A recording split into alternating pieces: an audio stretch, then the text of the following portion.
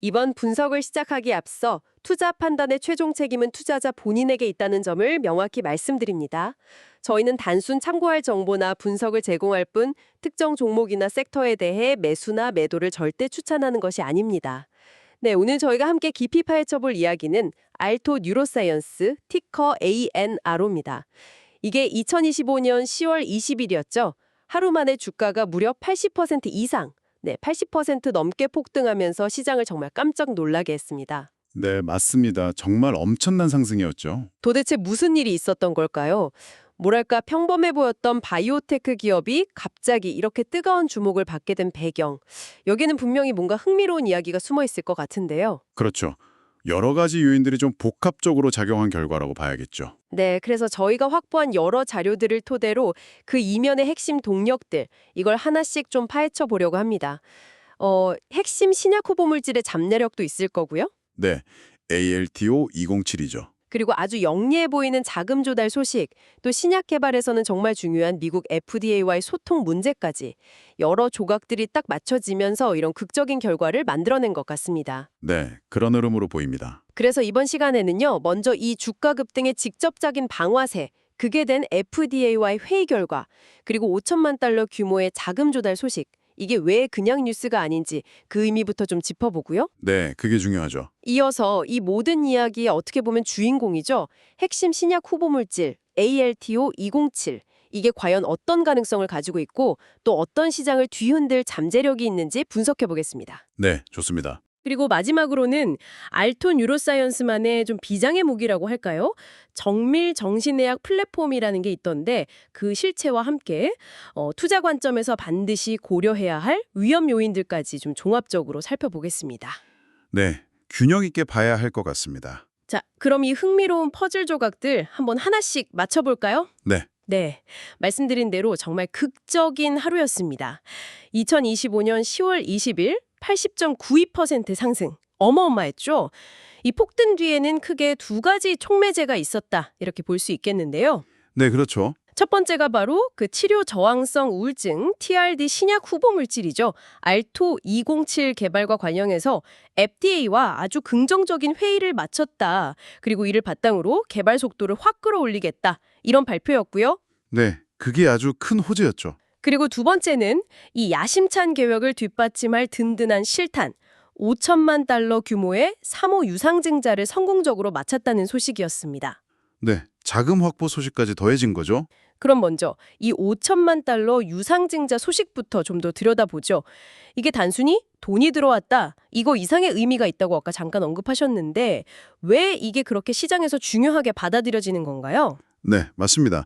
그 액수 자체도 물론 적지 않은 규모지만 더 중요한 건 누가 투자를 했느냐 하는 점입니다. 아, 누가요? 네, 이번 투자를 주도한 곳이 퍼셉티브 어드바이저스라는 회사인데요. 여기가 그냥 단순한 투자 회사가 아니에요. 아, 그래요? 네, 생명과학 분야, 특히 이제 막 시작하거나 중간 단계에 있는 바이오테크 기업들 발굴하고 투자하는 데 있어서는 시장에서 정말 최고 수준의 전문성을 인정받는 곳입니다. 오. 한 24년 이상 이 분야만 계속 파왔고요. 그냥 재무제표만 보는 게 아니라 아주 깊이 있는 과학적 이해를 바탕으로 투자 결정을 내리는 걸로 아주 유명합니다. 그러니까 그냥 돈만 많은 게 아니라 이 분야를 정말 잘 아는 전문가 집단이라는 거네요. 정확합니다. 그래서 이들을 흔히 스마트 머니라고 부르죠. 스마트머니요? 네. 그냥 돈의 흐름만 쫓는 게 아니라 그 해당 기술이나 신약의 진짜 가치, 그리고 성공 가능성을 꿰뚫어 보고 투자한다. 이런 의미입니다. 아하. 그렇기 때문에 퍼셉티브 어드바이저스 같은 투자자가 이 알토 뉴로사이언스에 투자를 결정했다는 그 사실 자체가 알토 207이라는 신약 후보 물질의 잠재력, 또 기술적 우수성에 대한 시장의 신뢰도를 아주 강력하게 높여주는 뭐랄까 일종의 품질 보증 마크처럼 작용하는 겁니다. 우와, 품질 보증 마크라. 표현이 재밌네요. 네. 그러니까 단순히 자금을 확보했다 이걸 넘어서서 과학적으로나 상업적으로 성공 가능성이 있다.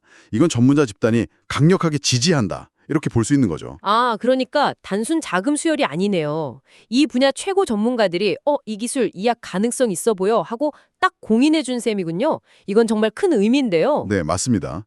시장에서는 그렇게 해석하는 거죠. 그렇다면 이 스마트 머니의 투자가 알토 뉴로사이언스에게 구체적으로 어떤 긍정적인 파급 효과, 어떤 이점들을 가져올 수 있을까요? 이게 여러 층위에서 좀 긍정적인 효과를 기대해 볼 수 있습니다.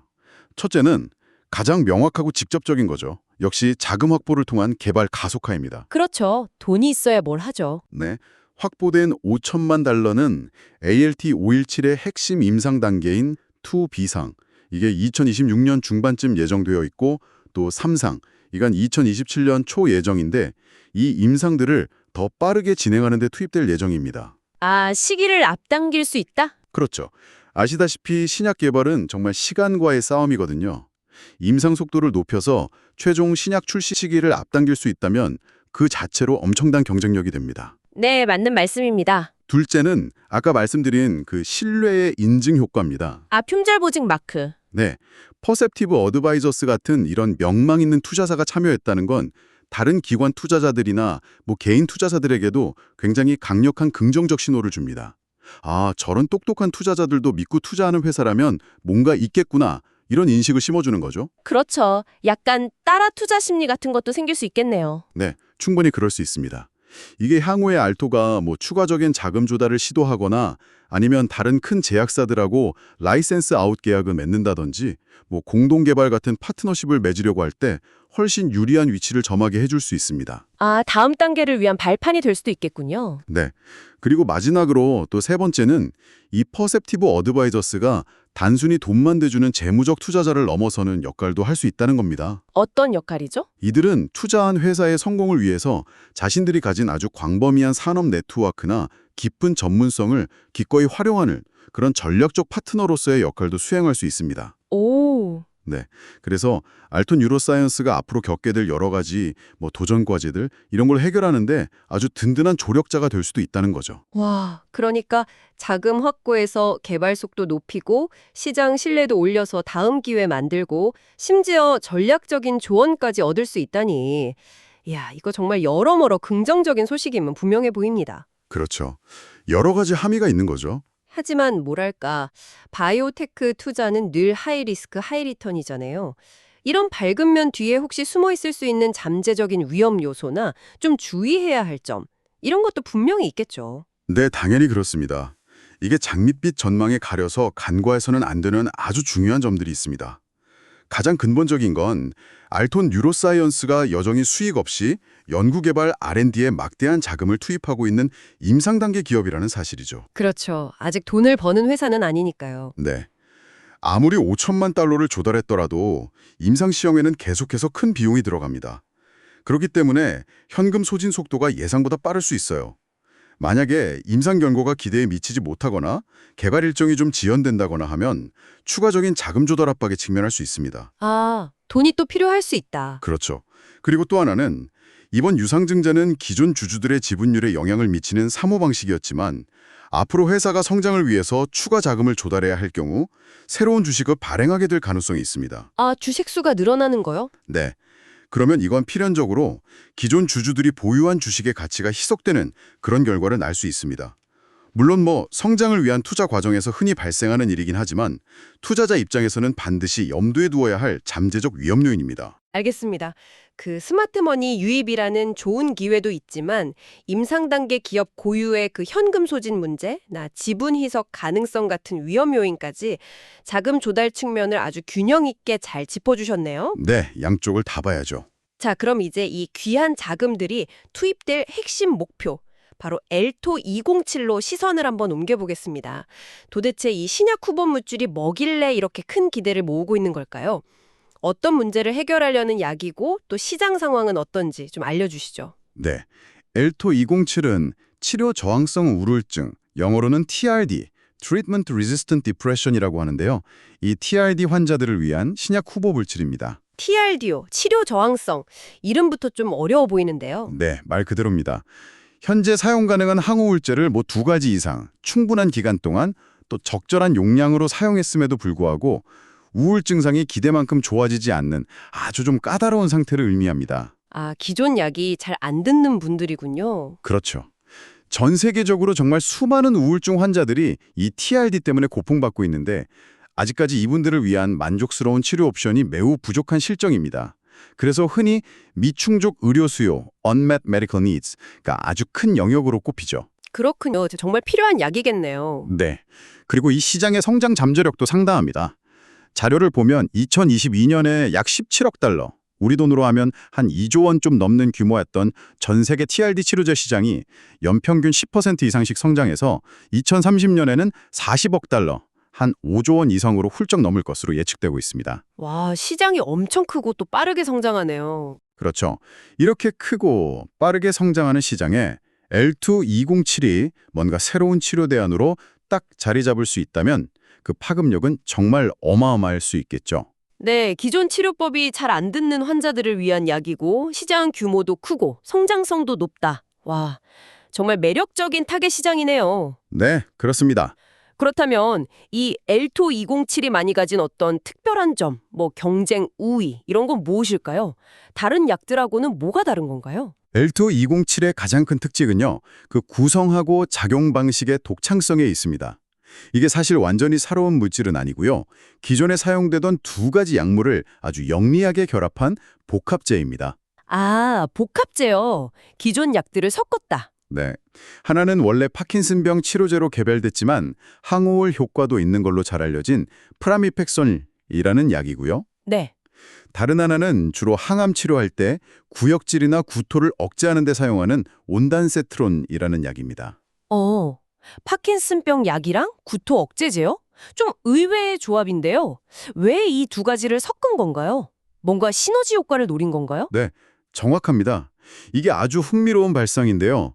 프라미팩솔이라는 약이 도파민 시스템에 작용해서 우울 증상을 개선하는 효과는 분명히 있는데 아주 심각한 단점이 있었어요. 단점이요? 네, 바로 복용했을 때 메스꺼움이나 구토 같은 위장관 부작용이 꽤 심하다는 거였습니다. 아, 약 먹기 힘들었겠네요. 그렇죠.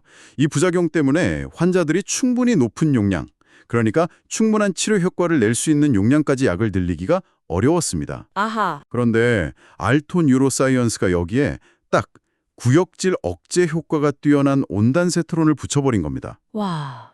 이렇게 함으로써 프라미팩솔의 그 고질적인 부작용은 효과적으로 관리하면서 용량은 이전보다 훨씬 높일 수 있게 하고 그래서 궁극적으로는 더 강력한 항우 효과를 얻어내겠다.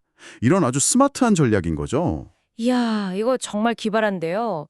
부작용이라는 걸림돌을 오히려 효과를 높이는 디딤돌로 활용한 셈이네요. 네, 그렇게 볼 수 있습니다. 아주 영리한 접근이죠. 게다가 작용 방식도 다르다고 하셨죠? 네, 맞습니다.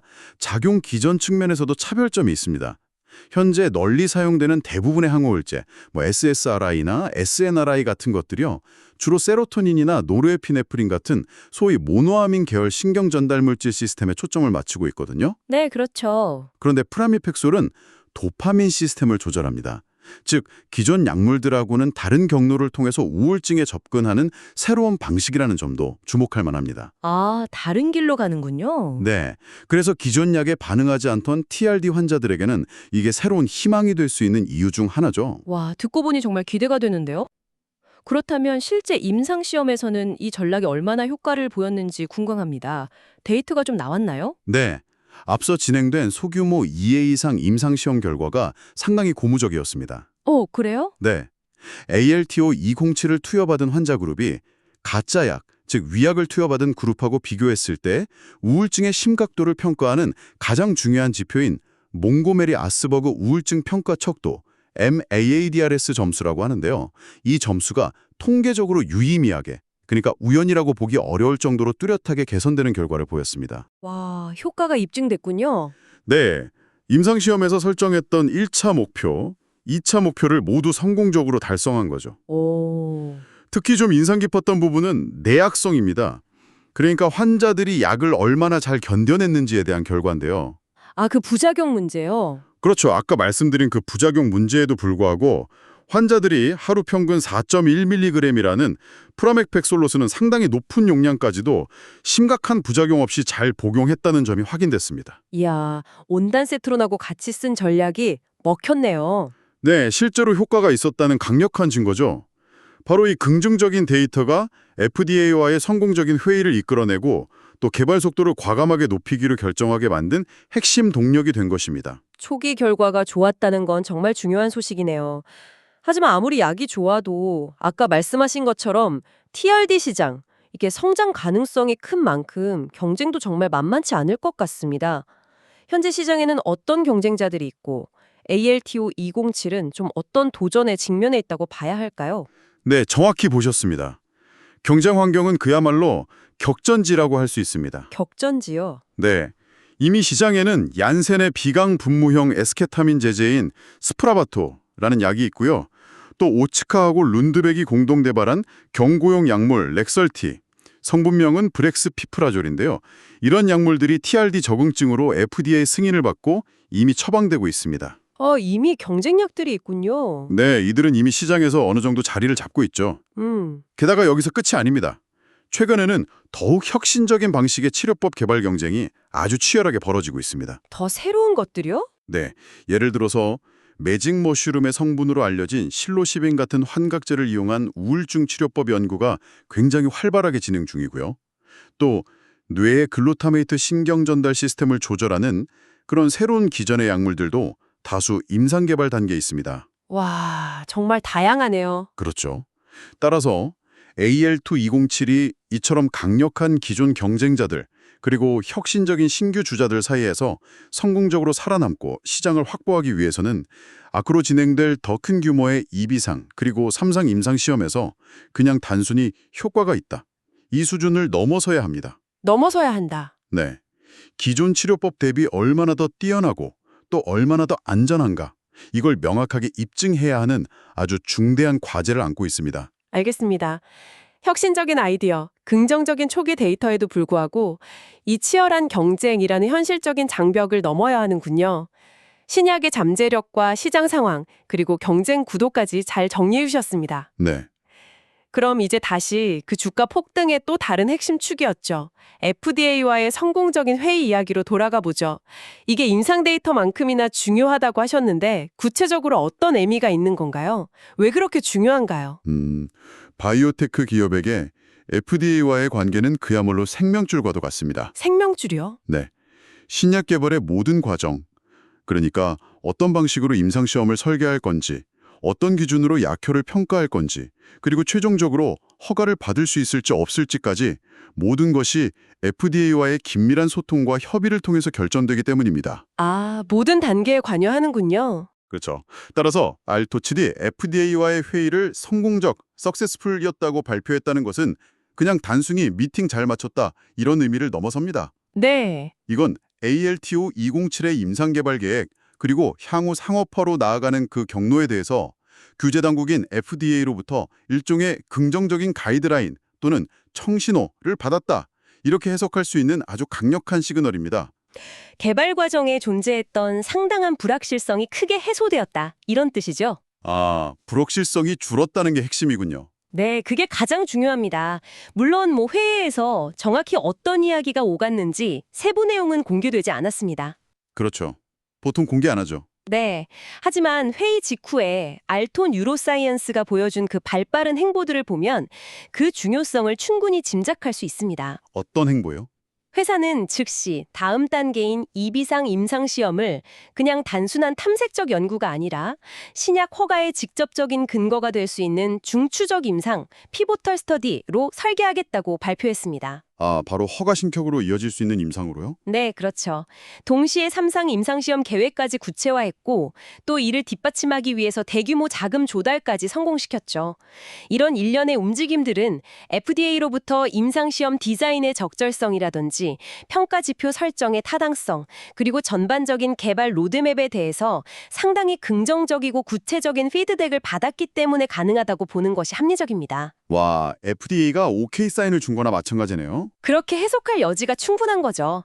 이걸 좀 더 넓은 맥락에서 보면 ALTO-207의 최종 신약 허가 가능성을 실질적으로 높이는 매우 중요한 진전이다. 이렇게 평가할 수 있습니다. 네, 특히 최근 FDA의 항우울제 개발 관련 가이드라인 동향을 좀 보면요. 약효가 얼마나 빨리 나타나는지 그 신속성, Rapid Onset of Action하고 또 그 효과가 얼마나 지속되는지, 반응 지속성, Durability of Response 이런 것들을 점점 더 중요하게 평가하는 추세거든요. 아, 빨리 듣고 오래 가야 한다. 그렇죠. ALT27이 이러한 최신 규제 기준에도 부합하는 좋은 데이터를 앞으로 보여줄 수 있을지에 대한 시장의 기대감도 이번 FDA 회의 결과를 통해서 한층 더 커졌다고 볼 수 있습니다. 네, FDA와의 성공적인 소통이 개발 과정의 그 안개를 걷어내고 허가라는 최종 목적지로 가는 길을 더 명확하게 보여줬다. 이렇게 이해하면 되겠네요. 정말 결정적인 진전이었던 것 같습니다. 네, 맞습니다. 자, 그리고 알토뉴로사이언스를 이야기할 때 빼놓을 수 없는 또 하나의 키워드가 있습니다. 바로 정밀 정신의학 플랫폼이라는 건데요. 이게 알토만의 아주 강력한 경쟁력이다 이런 얘기들을 하던데 정확히 어떤 기술인가요? 네, 맞습니다. 어쩌면 이것이야말로 알턴 뉴로사이언스의 가장 차별화되는 핵심 역량이자 또 장기적인 성장 동력이라고 할 수 있을 것 같습니다. 오, 핵심 역량? 네, 정밀 정신의학 플랫폼, 이 이름 그대로입니다. 정신질환 치료를 더 이상 주먹구구식으로 하는 게 아니라 정밀하게, 즉 환자 개개인의 고유한 생물학적 특성에 맞춰서 최적의 치료법을 제공하겠다. 이런 혁신적인 접근법입니다. 환자 맞춤형 치료 뭐 이런 건가요? 네, 정확히는 그 맞춤형 치료를 가능하게 하는 기술 플랫폼인 거죠. 어떻게 하냐면요. 우선 환자들의 다양한 생체 데이터를 수집합니다. 예를 들어서 뇌활동 패턴을 보여주는 뇌파, EEG 데이터요. 뇌파요? 네. 그리고 스마트워치 같은 웨어러블 기기를 통해서 얻는 활동량이나 수만 패턴 데이터. 그리고 집중력, 기억력 등을 평가하는 다양한 신경인지 기능 검사 결과 같은 것들을 종합적으로 활용하는 거죠. 와, 정말 다양한 데이터를 모으네요. 네. 이렇게 모인 방대한 데이터를 그냥 쌓아두는 게 아닙니다. 인공지능 AI하고 머신러닝 기술을 이용해서 아주 심층적으로 분석합니다. AI까지요? 네. 목표는 뭐냐면 특정 약물의 치료 효과를 보일 가능성이 높은 환자 그룹하고 그렇지 않은 환자 그룹을 구분해낼 수 있는 그런 고유한 생물학적 표지자, 즉 바이오마커를 찾아내는 것입니다. 아, 약이 잘 들을 사람, 안 들을 사람을 미리 알아낸다? 그렇죠. 그런 바이오마커를 찾는 거죠. 와, 뇌파나 웨어러블 데이터, AI까지 동원해서 환자 맞춤형 치료를 한다. 정말 미래지향적인데요. 이게 기존의 정신과 신약 개발 방식하고는 구체적으로 어떻게 다른 건가요? 어떤 이점이 있는 거죠? 전통적인 정신과 신약 개발 과정을 보면요. 주로 의사의 임상적인 진단이나 환자가 호소하는 증상의 심각도 이런 것들을 기준으로 임상시험 참여자를 모집합니다. 네, 보통 그렇죠. 그런데 문제는 예를 들어서 우울증이라는 같은 진단명을 받았더라도 환자들마다 그 근본적인 생물학적 원인이나 상태는 정말 천차만별일 수 있다는 겁니다. 아, 겉으로 보이는 증상은 비슷해도 속은 다르다. 또해도 어떤 환자한테는 정말 드라마틱한 효과가 나타나는데 다른 환자한테는 전혀 효과가 없거나 오히려 부작용만 나타나는 경우가 비일비재했습니다. 이게 바로 정신과 신약 개발의 성공률이 다른 질환 영역에 비해서 유독 낮았던 주요 원인 중 하나였죠. 그렇군요. 성공률이 낮았던 이유가 있었네요. 네. 하지만 알토의 이 정밀정신의학 플랫폼은 이런 접근 방식의 근본적인 한계를 극복하려고 하는 겁니다. 증상이 아니라 뇌파 패턴이나 인지 기능 점수 같은 객관적인 생물학적 데이터를 기반으로 해서요. 네. 개발 중인 신약이 효과를 보일 확률이 높은 환자들만 미리 선별해서 임상시험에 참여시키는 거죠. 마치 타겟 마케팅처럼요. 아, 효과 볼 사람만 골라서 임상을 한다. 네, 이렇게 하면 어떤 장점이 있을까요? 당연히 임상시험의 성공 확률 자체가 획기적으로 높아집니다. 그렇죠. 또한 약효를 볼 가능성이 낮은 환자들을 불필요하게 임상시험에 참여시키지 않으니까 전체적인 개발 기간하고 비용도 크게 단축시킬 수 있습니다. 와, 성공률 높이고 시간과 비용은 줄이고 정말 혁신적인데요. 네, 더 나아가서 이 플랫폼은 단순히 신약 개발 효율성을 높이는 것을 넘어서요. 오랫동안 의사의 주관적인 판단이나 환자의 자기보고에 크게 의존해왔던 이 정신의학 분야 자체에 데이터 기반의 객관성을 부여한다는 점에서 매우 큰 의미를 가집니다. 아, 객관적인 데이터 기반 치료. 그렇죠. 장기적으로는 정신질환 진단과 치료의 패러다임을 모든 사람에게 똑같은 약이 아니라 개개인에게 맞는 최적의 약을 찾아주는 그런 진정한 개인 맞춤형 치료, 퍼스널라이즈드 메디슨, 시대로 이끌어갈 잠재력을 품고 있다 이렇게 평가받습니다. 이야, 실제로 알토는 AL2207뿐만 아니라요. 인지기능 개선을 목표로 하는 AL210이나 또 다른 우울증 치료제의 화보물질인 AL2300 같은 바른 파이프라인 개발에도 이 플랫폼을 아주 적극적으로 활용하고 있습니다. 다른 약에도 쓰고 있군요. 네, 특히 AL2-300 임상에서는 이 플랫폼을 통해서 발굴한 특정 뇌파 바이오마커를 가진 환자군에서 통계적으로 유의미하게 더 우수한 치료 효과를 확인하는 그런 구체적인 성과를 보여주기도 했습니다. 와, 실제 성과까지 나왔군요. 정말 흥미롭네요. 단순히 하나의 신약을 개발하는 것을 넘어서 신약 개발 방식 자체를 혁신하려는 시도군요. 네, 그렇다고 볼 수 있습니다. 자, 그럼 오늘 나눈 이야기들을 한번 쭉 종합해 볼까요? 알토 뉴로사이언스의 최근 주가 폭등은 이게 결코 우연이나 단일 호재 때문이 아니라 첫째, FDA로부터 받은 긍정적인 규제 신호, 네, 둘째, AL2-207이라는 혁신적인 신약 후보 물질 자체의 잠재력, 그렇죠. 셋째, 퍼셉티브 어드바이저스와 같은 스마트머니의 전략적 투자, 네, 신뢰도 상승. 그리고 넷째, 이 모든 것을 뒷받침하는 정밀정신의학 플랫폼이라는 독자적인 기술력, 이 네 가지 핵심 요소들이 정말 절묘한 시기에 시너지를 일으키면서 만들어낸 어쩌면 필연적인 결과다, 이렇게 정리해 볼 수 있겠네요. 네, 그렇습니다. 아주 정확한 요약입니다. 알토207은 미충족 수요가 매우 큰 TRD 시장에 새로운 희망을 던져주고 있고요. 회사가 보유한 정밀 정신의학 플랫폼은 단순히 특정 신약의 성공 가능성을 높이는 것을 넘어서 비용과 시간이 많이 들고 실패 확률이 높았던 정신과 신약 개발의 패러다임 자체를 바꿀 수도 있는 그런 혁신적인 잠재력을 지니고 있습니다. 네. 이 두 가지 축이 알토 뉴로사이언스의 핵심 가치다 이렇게 말씀드릴 수 있겠습니다. 하지만 늘 그렇듯이 이 밝은 면이 강할수록 그림자도 짙어지기 마련이죠. 이렇게 높은 기대감 속에서도 우리가 반드시 좀 냉정하게 짚고 넘어가야 할 위험 요인들 어떤 것들이 있을까요? 물론입니다. 잠재력이 큰 만큼 위험 요인도 명확하게 인지해야 합니다. 앞서 잠깐 언급했지만 임상 단계 바이오테크 기업이 가진 그 본질적인 위험은 여전히 유효합니다. 네. 가장 큰 것은 역시 앞으로 진행될 대규모 임상시험, 특히 2B상하고 3상에서의 실패 가능성입니다. 아, 임상 실패 리스크. 그렇죠. 초기 2회 이상 결과가 아무리 좋았다고 해도 더 많은 환자를 대상으로 장기간 진행되는 후기 임상에서는 예상치 못한 결과가 나올 수 있습니다. 이게 신약 개발의 가장 큰 불확실성이죠. 네, 그게 제일 무섭죠. 그리고 또 이미 살펴봤듯이 치료 저항성 우울증 시장의 경쟁은 앞으로 더욱 치열해질 겁니다. 강력한 기존 약물들 그리고 새롭게 등장할 혁신적인 치료법들 사이에서 ALTO207이 확실한 차별성이나 우월성을 입증하지 못한다면 시장에서 기대만큼의 성공을 거두기 어려울 수도 있습니다. 경쟁에서 밀릴 수도 있다. 네. 마지막으로 지속적인 연구 개발과 또 나중에 상업화를 위해서는 앞으로도 상당한 규모의 추가 자금 조달이 필요할 수 있다는 점, 네, 돈 문제. 그리고 이 과정에서 발생할 수 있는 주주가치 희석 가능성 등도 여전히 고려해야 할 중요한 위험 요인입니다. 네, 결국 정리해보면 높은 잠재력과 명확한 위험 요인이 마치 동전의 양면처럼 딱 공존하는 상황이군요. 네, 맞습니다. 하이 리스크, 하이 리턴의 전형적인 모습이죠. 그렇다면 이런 복합적인 상황을 지켜보는 투자자 입장에서는 어떤 관점에서 좀 접근하고 무엇을 중요하게 봐야 할까요? 단기적인 주가 등락에 너무 이렇게 일희일비하기보다는 보다 장기적인 관점에서 회사의 근본적인 가치 변화를 추적하는 그런 신중한 접근이 필요해 보입니다. 장기적인 관점. 네. 가장 중요하게 모니터링해야 할 것은 역시 ALTO207의 향후 임상 데이터 발표겠죠.